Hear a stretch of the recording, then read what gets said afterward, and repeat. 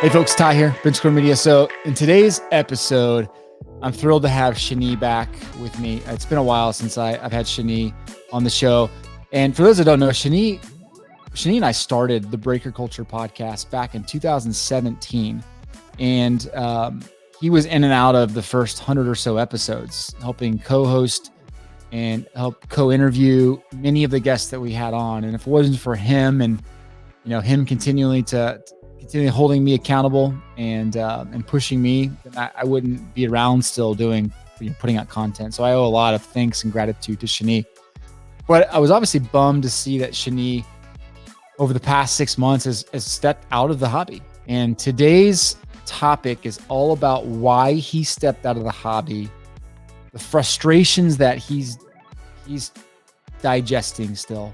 And I think a lot of them are similar frustrations that a lot of us have. And folks in that era, which includes me, have been soured by the new version of the hobby. And it's good to hear Shani's perspective today. Very, diligent collector and sports card buyer for well over a decade, and has been kind of pushed out. I guess is the easiest way to say it.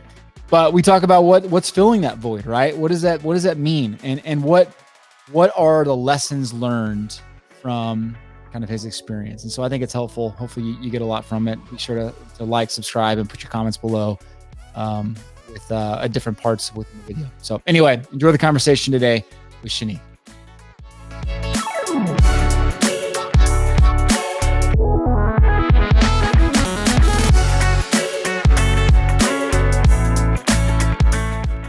Oh man, it's so good to have you back, Shani. How are you? Good to be back. I'm doing well, Ty. How you been? Good. Your hair's looking as good as always. Yeah. Nice clean shave yesterday. Got the little stubble, but you can't see it. Do you shave it yourself, or does your wife do it for you? I bake it. Do it all myself. Yeah. That's the cheapest barber bill you can get. It's pretty nice. I haven't paid a barber in 20 years. Wow. I started shaving my head in high school. That's awesome. Can you grow a thick head of hair or no? No. Okay. Back then when I started shaving my head, I could, but not anymore. I got that 40 midlife crisis tidy ball, you got a perfect head for a shaved head, so that's nice. Luckily.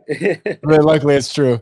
Yeah, my probably about 3 kids in, my wife and I realized, okay, you know what? We should have my wife start cutting hair because it's just so expensive to take kids to get their haircuts. And so now that we're 6 kids in, right, it's like the amount of money we save every time we trim the kids' hair is like $150. Yeah, that's significant. Yeah, right. Yeah.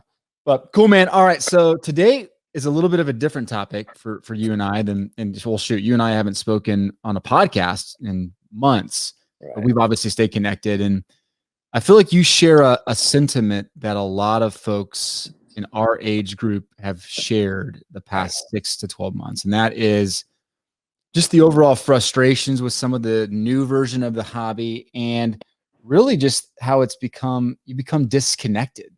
Yeah. Like almost pushed out of the hobby in a certain way. And some folks like you have just stepped away and said, you know what, that's okay. I don't need to this is not that important to me. Yeah. It took me a while to get to that place, but I'm definitely there. It was kicking and screaming for a bit.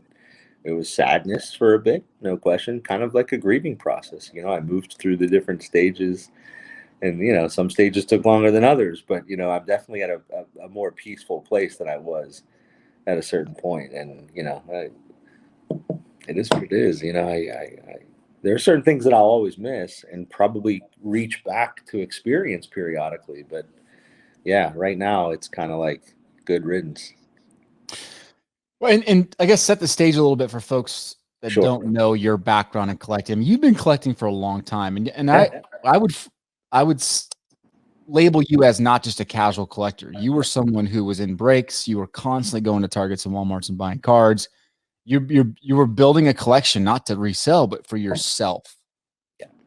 Define yourself as a collector, kind of pre-modern collector. I think I fall much more heavily in the category of someone that talks more about what they're doing for their PC. Selling pretty casually, but at a decent clip because I was opening a lot, right? So selling enough to fuel my personal activity, probably not ever really seeing much profit other than it going right back into more breaks, more wax, more Yep. singles. Um, yeah, so I was part of the hobby as a high schooler or even really grade school through high school, and typically back in the early 90s between the junk wax era and going to college and discovering girls, I stepped away for, a decade or more. You mean like WNBA cards? Is that what you meant by discovery? Exactly. And then, got married, had kids, and one day walking through a Target with my little boy, and he says, "What's this?" And he was all immediately following in Dad's footsteps, being a big sports fan. So he saw cards. I was like, "Yeah, I used to do that." Got back into it with the gusto, and for 10 years at minimum, Yeah. I was very heavy. And look, I'll be the first to tell anybody when it comes to hobbies, I'm one of those guys that goes hard and fast. I get really into something. I make it a big part of my life, and that was definitely the case with cards. So, it was buying a lot of wax, opening it all myself. I sure wish I had kept my hands clean a little bit and held on to some of that wax over the years, but no, nothing ever stayed unopened. Um, and yeah, put I would say 80% of what I opened stayed in a white 4 row in my closet. And that little bit that I thought, okay, I can sell this and feed my activity otherwise. And that's what I did for, like I said, little over 10 years. And yeah, breaks when I discovered that, to the point where I realized it was for me and for Mm. how I wanted to do it. It was more cost effective to go the retail route and kind of Yep. step away from hobby for the most part. Dabbled in hobby through breaks, but really stopped buying hobby wax. And Yep.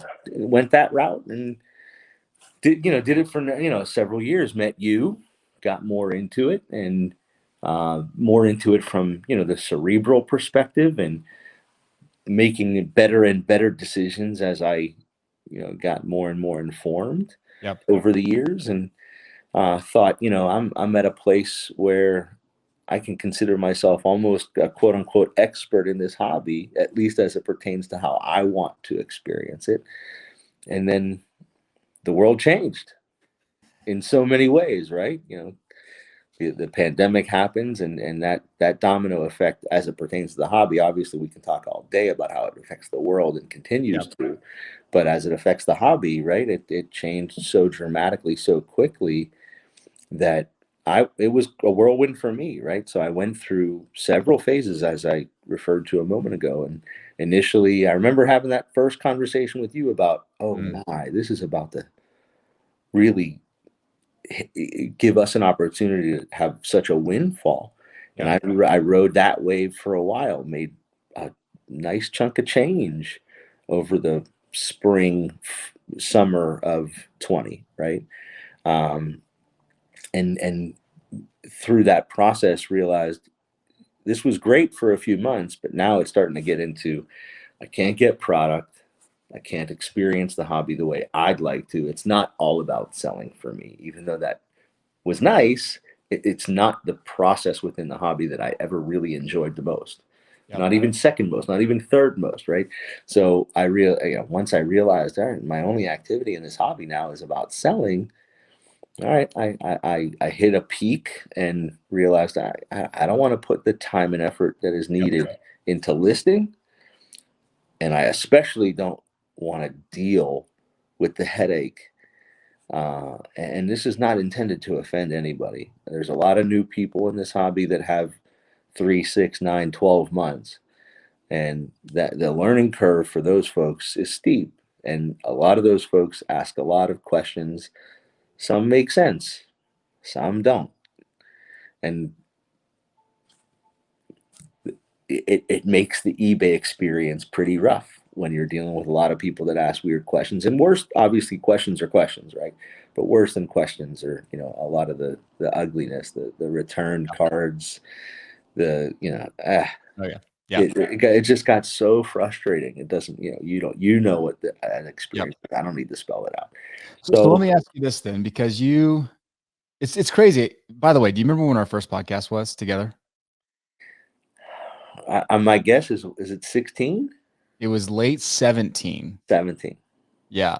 And we worked through together. We had like 50 or 60 podcasts together, Yeah. right? And I say that because you and I helped each other we fueled the fire, but I was more of a casual collector, and hearing you collect and go all in was motivating to me. And I think vice versa, right? It was just one of those things where fueling each other's like passion for the hobby. So I'm really intrigued because I felt like in many ways you were the one kind of driving me towards the hobby in different ways. What what is it specifically about the new type of collector? And collector is probably the wrong word. The new type of Yeah. person entering the hobby that has really made it difficult for you to kind of want to engage and is essentially pushed you away. Yeah. Can you pinpoint it? Is it I think there are a number of buckets, but I think you did kind of already allude to the answer. The biggest answer for me is that it's not a collector. It's not somebody who's really even potentially interested in sports, let alone the individual athletes that we're interested in. To them, it's entirely a commodity. It's entirely about profit. It is really a widget, right? It's really it's almost in and of itself its own uh, course in an MBA. Um, so I can't completely hate on them, other than how it affected the hobby that I love and changed it to the point where I don't love it anymore. But so I can say intellectually I get it, and it's just somebody capitalizing on an opportunity. But emotionally, I am somewhat resentful for what it turned this hobby into. So it's an individual that maybe, I remember when we talked about this initially over a year and a half ago. It's someone from the sneakerhead world. It's someone from, any collectibles world where they were finding the next hot hype item, getting it with a bot, getting it with whatever leveraged tool, and pumping the price and flipping it immediately. So, I know a lot of people use that term, flipper. I think it's the majority of what has affected me is that individual that has come into the hobby, and it just so artificially and so fast, for lack of a better way to say it, ran the prices through the roof, which obviously had a trickle effect throughout the entire hobby, right? So from wax on both the retail and hobby side to singles, I don't need to spell it out. Everyone knows it. Yep. It pumped the prices up so much, so fast that, coming from a world where I understood pricing well and my own budget well, I just got to a point where I couldn't justify anything. Not a single, not a pack, not a blaster, let alone a box and hobby. Not even breaks. I find here and there a couple of breaks where I very grudgingly say, okay, I'll buy the Steelers in a one box break, right? I never considered a half case. It was always I'm going to get a whole case or whatever you get where I'm coming from. So yeah. So, but to go back to the answer, I kind of went off on a tangent there a bit. It's that kind of person. I do think that something should be said about the youth, because I remember a time in this hobby where the conversation was, we got to get some young people in to sustain this hobby, right? And I felt that way too. I was very encouraging to my kids to be more and more interested. And it took this whole experience around the pandemic and the last year and a half in this hobby to realize that there's a significant double-edged sword with that, right? The great thing is there's youth involved in the hobby in a new wave that I think will sustain the hobby to a certain extent, right? But the opposite side of that is they're coming from a world where they're not like the flippers. They're not necessarily interested in the cards or the athletes as much. Some of them are, and I see that, and that's great. But I think a lot of them are coming up through this hype beast. That's the term my kid taught me. Yeah. I really sound like an old man when I say that. Yeah, you do. You really accentuated the beast. That was nice. The hype beast world, so that world, it's a lot of sneakerhead stuff. It's all that Supreme stuff. But yeah, I mean, that's how I categorize it mostly. It's people that are far more interested in the profit side of things. And look, we've had a lot of this. I'll let you go, but we've had a lot of discussions over the years about balancing one's attitude about collecting versus profit. Believe me, I've always been interested in profit. I just never wanted to see the hobby get so out of control to where it priced the average Joe out. Yeah, that's interesting. You just alluded to something. I think I was going to bring this up. You and I spoke for years about the importance of getting youth involved. That was important. It still is important. Yeah, for sure. I think back to my days when I was, 13, 14, and then there was a gap and it was 19, 20 years old, where I wanted to buy cards, and there wasn't really a medium, a platform to go sell your cards outside of going to the card shop. But it was like I wanted to go trade and get better cards. I wanted to go to a card shop and trade up, and that mentality always existed. Although I was still collecting plenty of the players that I loved to collect. Right. What's different? Is it just the stodgy old man in you, or in everybody, this kind of the old school collectors that can't accept that that's the new medium for the young crew to do it? Or is it they have a different mentality that we don't think we had growing up? I definitely will admit to the stodgy old man thing. I mean, there's no question that I'm looking at myself in the mirror saying, I had to walk uphill but in both directions to come to and from school in 2 feet of snow. Yeah, I can admit that. I liked the hobby the way it was in the height of my experience in it. And I'll always kind of wish for that experience. No different than I can look at myself from 20 years ago when I played a lot of basketball and soccer and had some ability, and that is long gone, right? Yeah, there's that. No question. But there is also that whole, I have a friend who's not in the hobby but knows that I am. And every time he sees a headline for how much a card went for, and then another record-breaking sale, because we're seeing those headlines on a weekly basis now.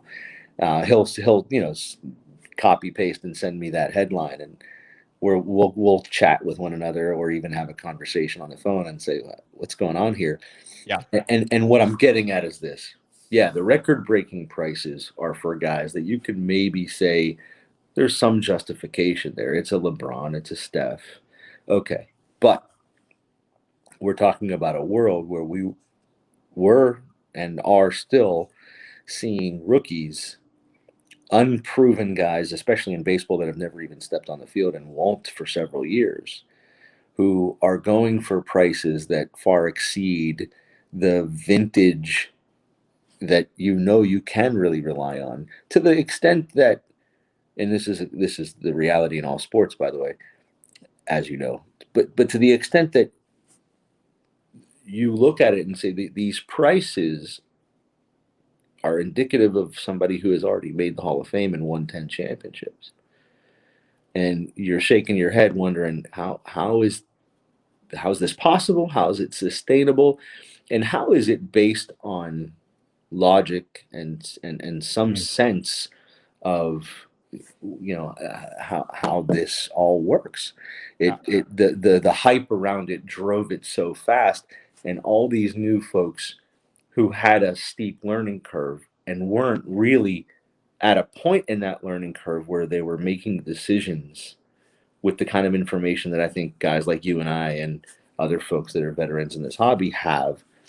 And so I think for me, it's a lot. It's that as much as it is any stodgy old man wishing for the old glory days. And I can't look at a rookie of a Steeler who's a receiver or a running back who we know is more than likely only going to have a 5 to 6 year career or less, and say, oh yeah, his rookie auto in base Donruss is worth $200. Yeah. It just doesn't make sense. So that reality of where the hobby went and is still in many ways, I recognize that things have dipped significantly, but the prices are still baked in from that last year and a half, and have not really come back to a reality level to where I can accept and consider buying. So yeah, that to me, it's a lot of that. And then you find yourself getting into conversations, whether it be on Discord or Twitter or other platforms, or even in person with people you might have an opportunity to meet. And they're asking questions that you remember asking when you were a week old, right? Yeah. I was 0 days old when I asked Tyler, where do I buy Prism? What should I buy? And these guys are saying, I'm about to put 10 grand into this hobby. I should buy hoops, right? All hoops. I'm fishing for kind of, but you get where I'm going with this. Yeah, for sure. That learning curve, you come from a perspective where you want to be helpful, but at the same time, the questions make you shake your head and want to pull your hair out. You see what happens. Yeah, exactly. That explains the hair. So let me ask you this then. So I think the underlying theme here, to a certain extent, is that community is extremely important in the hobby, right? And you've been disconnected from the community, which is really interesting to me, because I know you used to go to your card shop. You've been a part of breaks for years, and you're connected to certain people really well. You have been connected for a long time. Why have you lost sight of the community around you? Is that on you, or do you feel like in general people around you are also frustrated and kind of pulling back and or leaving the hobby? In other words, why can't you stick to the community that you're used to? Yeah, right. So I definitely would put most of it on me. Okay. To say that the frustration level got to a point where the connections I have, and that I have to find a way to keep alive if possible, not being part of the hobby like I once was. But yeah, it's not that these people are less important, but it's less important. The only way I connected with them was through the hobby. And if I'm not going to pay the exorbitant prices to get in, a lot of the people I was connected with, are breakers. I don't have many people in Pittsburgh that are friends that do this. You and yeah, so I think of a number of breakers that I called my friends, even though we only met once every couple years, because I'd show up in Chicago for the national. And yeah, it's sad. I'm sad that I have little to no connection with some of those people anymore. And by the way, not just breakers, but other people that would get into these breaks that I find, I remember that handle name, and over the course of a number of years, these guys are all in the same breaks, and we get to know each other, not face to face, not even faces, but through the chat and through that experience. So, yeah, it's sad, but that aside, that responsibility on my shoulders aside, to try to connect with these people if it's important enough to, because realistically the only connection we have is through the hobby, and if I'm not doing the hobby, what connection do we have anymore? Admittedly, it was that shallow and artificial of a relationship, but it was enough to sustain it while I was still interested in the hobby. But what I started to find very quickly was that those same people that I still like and respect, and completely understand that as business people, they have to do what's necessary for themselves and their business to keep food on the table for their kids. They really had to start catering to the new customers. That it very quickly became the bulk of their business, and driving prices. You have to find people that are willing to pay those prices. I suspect, and I could be totally off base in saying this, there are a lot of people like me who couldn't find it within themselves to pay these new prices. Yeah. So they found different ways to continue or didn't.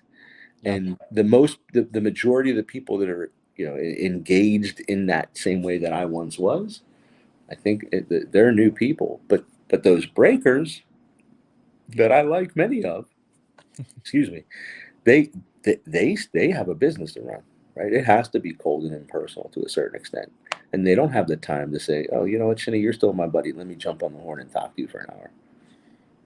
Really, you know. So I Yeah. look, but I think it will be interesting. You make me, you're forcing me to think about relationships, right? The community, the importance of how you connect to somebody. And look, the reality is you and I have talked so much less because Mm. I'm not nearly as interesting a person to bring on and talk on the podcasts about the hobby that I'm not doing anymore, right? I'm the guy you bring on to talk about why are you not doing it anymore, you know? So it's just a reality, and it's such as Yeah. life to some degree, but you Yeah. know, I've got to take a look at some of these relationships and say who do I want to stay connected with and find a way to do it outside of the hobby. Yeah. Yeah. I mean, this is a much deeper topic, right? But there's just an ebb and flow of life, right? You're in and out of things throughout your life. And this is one of those things where when the needle moves or the center shifts, then you have to decide what you're going to do. I On that note, do you feel like as you've pulled back from sports cards that it's made you more, or I guess less interested in watching sports for your teams? I think that's maybe the one of the best questions you could have asked in this, because I, I shocked myself over this past year plus to the extent that not stopped entirely, but have paid much less and watched much less. Hmm. Um, I do say I think it has a lot to do with the pandemic and how Okay. much um, televised sports has changed. Sports in general have changed. Yeah. And I'll be honest, anybody who's listened to this podcast, and you know this as well as and better than anyone, I am a homer if I'm anything. Yeah. The Steelers going 11-0 and just laying an egg killed me. It took the life out of me as far as sports is concerned. The way that season ended for them, just it made me not want to watch anything. And it took, I mean, I've gotten back to it. I've always loved the Olympics, so I'm glued to the TV the past several days, and I will be until the Olympics. But then I got into the basketball season for sure. But I couldn't get into the basketball season until the All-Star break. I couldn't Yeah. watch the first half because I couldn't watch sports for months after the Steelers did what they did. Hmm. So that's it. It's a combination of, yes, for sure. Without the Yeah. sports card motivation, I'm much less interested. With the pandemic, and all the changes that affected even though I have to say, the pandemic brought the NBA bubble, and I thought that was awesome. Yep. Having that many games to watch in succession each day, that was great. Yep. I almost feel like they shouldn't forget the lessons of that experience For and sure. figure out I a way totally to, agree. they could Yeah. really capitalize on that. But Yeah. that aside, and then the Steelers, right? And the last thing I would add to that is, it's a weird thing, and it's very personal. But I'm sure a number of people go through this experience, and I remember talking to you about it a long time ago. It took us several years to finally cut the umbilical and untether from cable Mm. to Yep. where we're now completely streaming. And don't get me wrong, there's a lot of content that's available streaming, but there's a learning curve in that, and getting to the point where you know which apps you need, Yep. where to find the content that you remember.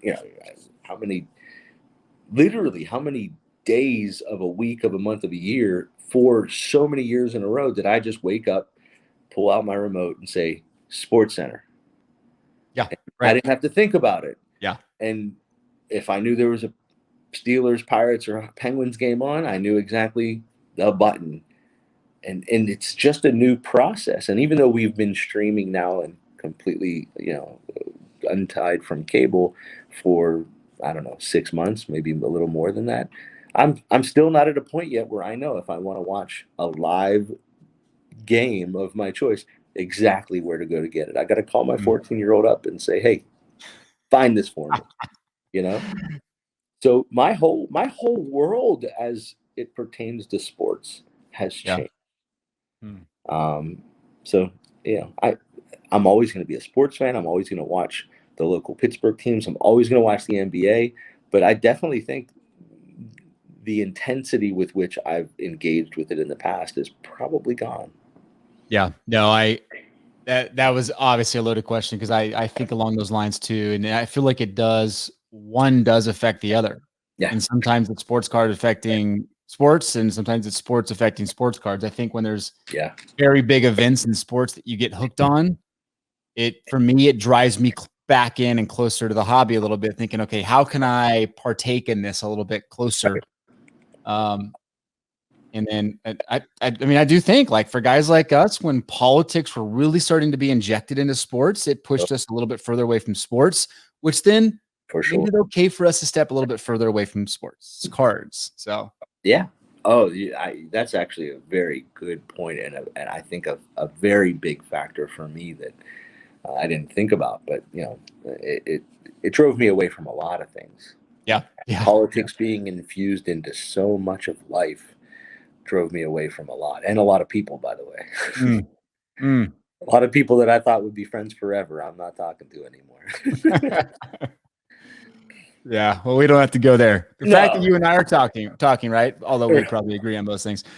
Um, and I want to give some folks some takeaways here because I think there's some important lessons here, right? First off, you and we've talked a lot about this offline, but I know like sports cards were really important to you. Like they were a big part of your life for many years, and not in the sense that it took away from other important things in your life, but I think you would say that stepping away from sports cards has helped you see ways that you could use your time in other hobbies or maybe with your family differently.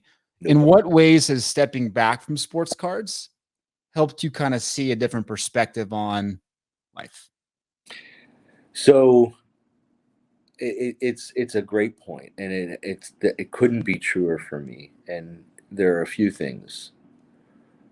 I've reconnected with some hobbies that I thought were forgotten. Both my kids, my 14 and my 11-year-old boys, found a passion for golf, and that has completely reignited my passion for golf. I was into golf as a hobby before and during my years of being into cards. But with our second child, when they were younger, inevitably anybody who has children knows you're not going to be able to go and play 4 or 5 rounds of golf a week, especially when they're little, like I said. But yeah, they've both given me that fire to play golf again, and we're doing that on a regular basis. There's a park that's literally 2 blocks away from our house, and they completely resurfaced all the courts. So a new basketball court. Both my kids are into basketball, so I'll go shoot around with them. I can't play anymore because of my ankles. But that aside, next to the basketball courts, where there used to be another basketball court, they've basically created a pickleball court. I don't know if you know what pickleball is. Yeah. Oh, yeah. I didn't. I had heard of it, but I never even saw it played. You love it, don't you? I love it. It is an awesome activity, and I've played with my kids every day for 2 months now Wow. since we discovered it. Now, that's obviously more recent, but if I were still as into cards and jumping in my car in the morning to drive to Targets, would I be saying at 9 in the summer where my kids aren't going to school, hey, let's go run over the court and play some pickleball? Yeah, let's do it. And it's just become our routine. So there's that.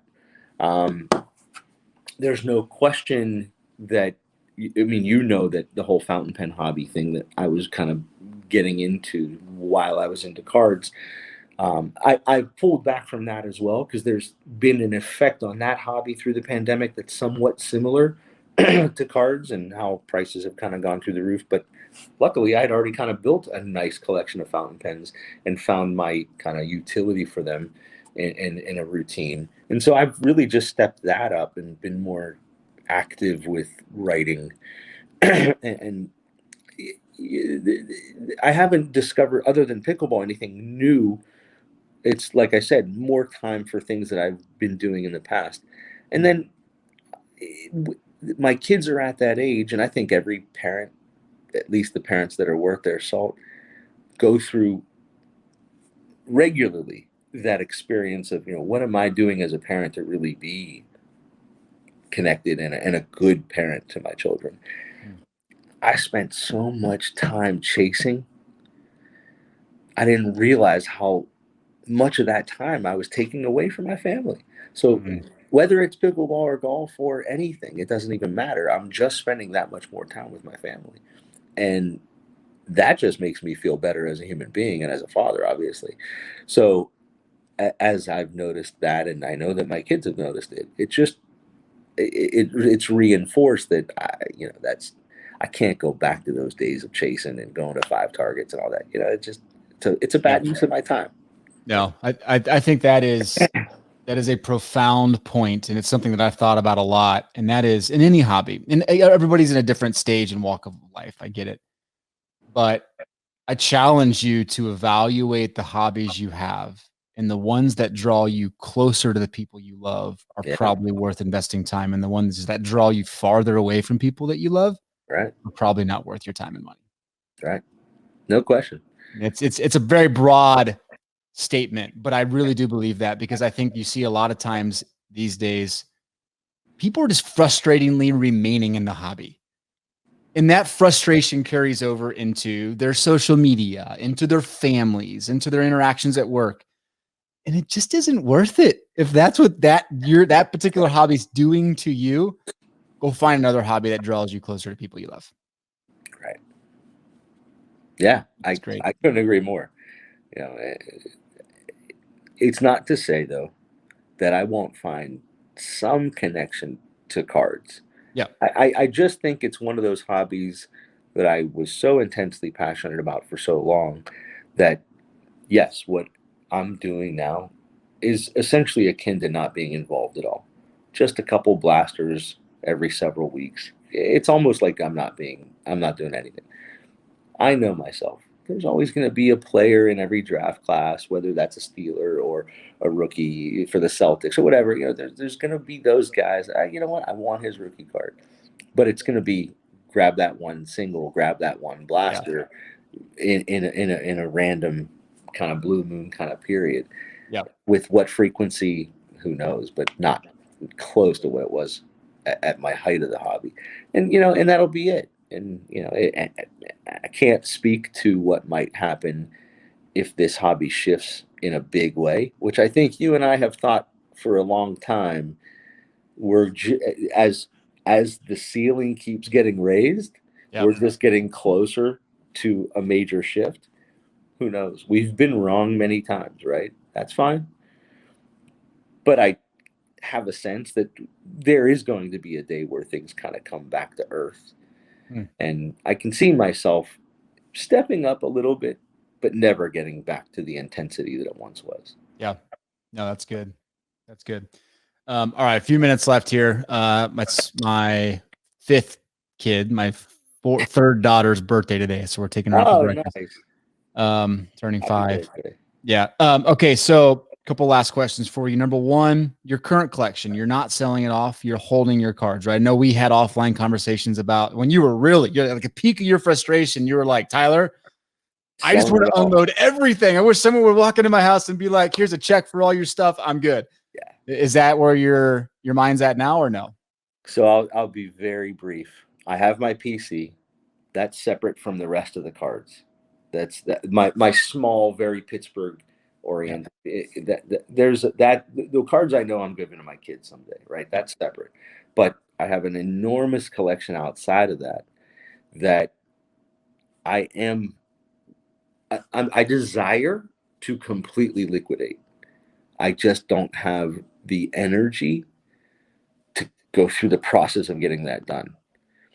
It's so much inventory that it would require me, basically pulling the seats out of my car and driving it all somewhere, or, through maybe a platform like this saying to the world, if you know how to connect with me, or if you live in Pittsburgh and you want to buy a big collection, it's for sale. There's no question about it.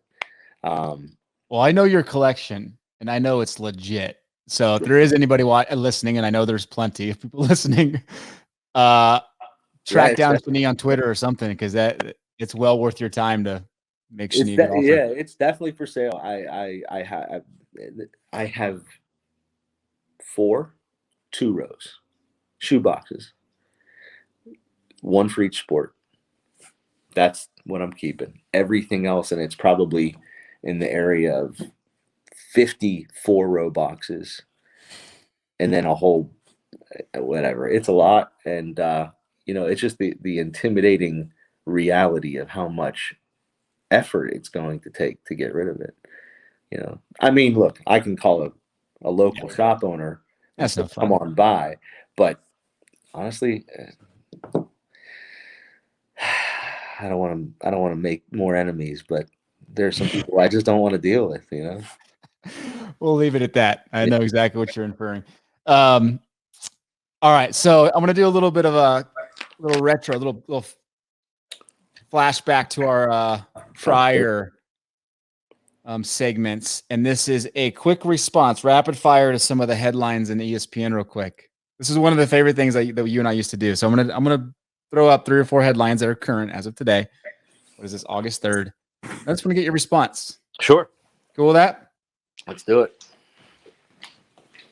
Biles wins bronze in return. Her quote is, "She was doing this for me." I'm happy for her. Good for her. I got no grudges. What did you think about her stepping out and saying, I need some mental space?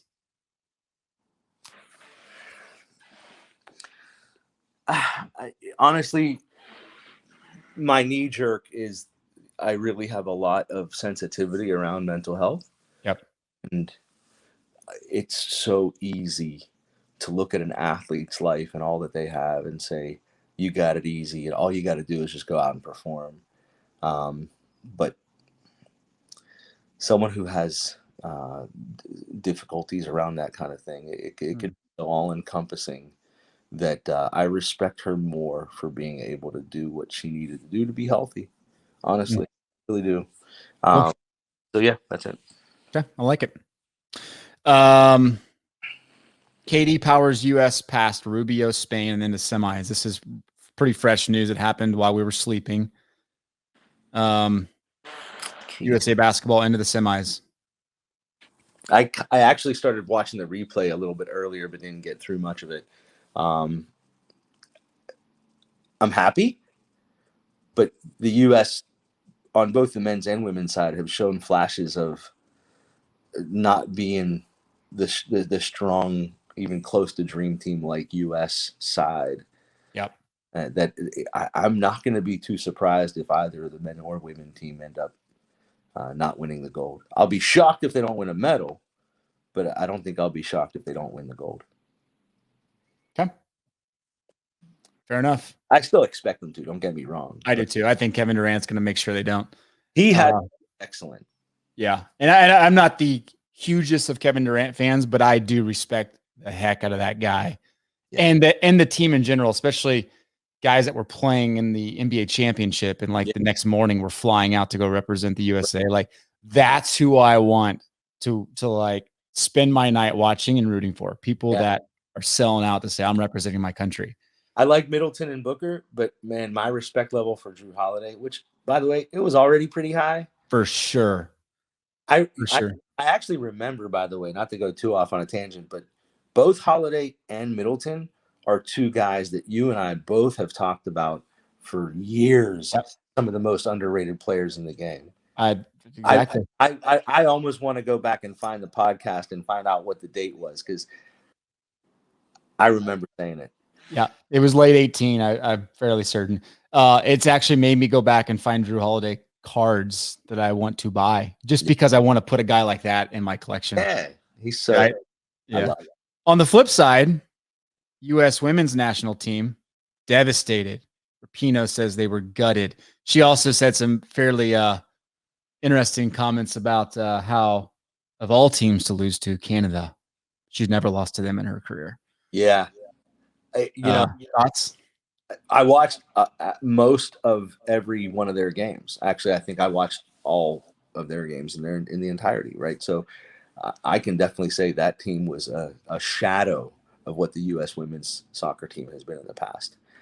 It's interesting because they've had a lot of this. They have a lot of the same players that have won World Cups and golds, but they just did not put it together. I don't know if it was a lack of intensity. I heard Julie Foudy say it was a lack of joy. You've done it for so many years at such a high level and have been successful. I personally haven't experienced this, but I understand intellectually that it can be hard to find that passion and motivation. Yep. But I think that defines what they went through. If you watched any of those previous games, they could have easily lost all of them. They didn't look good. The lack of joy. That's a really politically correct way of saying of expressing what they did seem to characterize. That's a good way of putting it. All right. Thank you for keeping politics out of that one. I thought for sure it'd be good on a rat hole there. That's good. Look, this is a no-brainer, right? Trae Young extended, and a lot of these guys from the 18-19 class, who you and I would agree is the best rookie class in the last 10 to 15 years in the NBA. And it'll be really hard to trump that. They're all getting extended max rookie contracts. Yeah. Trae Young just got paid $207 million. Michael Porter Jr. is probably going to get paid that. Thoughts? Deserves it. At the same time, I'll always love the fact that Dallas landed Doncic and that, barring a trade, Trae Young is never winning a championship. Oh, now that's something we can disagree on to wrap this thing up. I think Trae Young wins a championship before Luka Doncic. So the way the Hawks have retooled and played this year in the playoffs, I would understand why you say that. But I think other organizations and GMs are just going to retool faster and better than the Hawks can. History is on my side. Oh yes. All right, we'll just monitor that one. Yeah, we'll monitor that one. That's one we can loop back to in a couple of years and say they have a very interesting young roster. I don't think they have everything they need to really be competitive. They've got a couple of glaring holes in terms of position, right? They just don't have certain positional players to make it. But hey, crazier things have been done. Well, Dallas has some glaring holes too. So no question about it. That'll be. Hey, they signed Bogdanovich. Who they re-signed just now? Dallas? Boban? Yeah, I think maybe it's Boban. They got Boban. Yeah. I heard a crazy rumor thrown out there amidst all the crazy rumors that were thrown out there around the draft about a Porzingis to New York for now it's escaping. Julius Randle? I don't think it was Randall. Oh man, sorry, I threw it out there with half the info. I can't remember what Nick player was rumored to be going there and Porzingis back to New York, but it's escaping me now.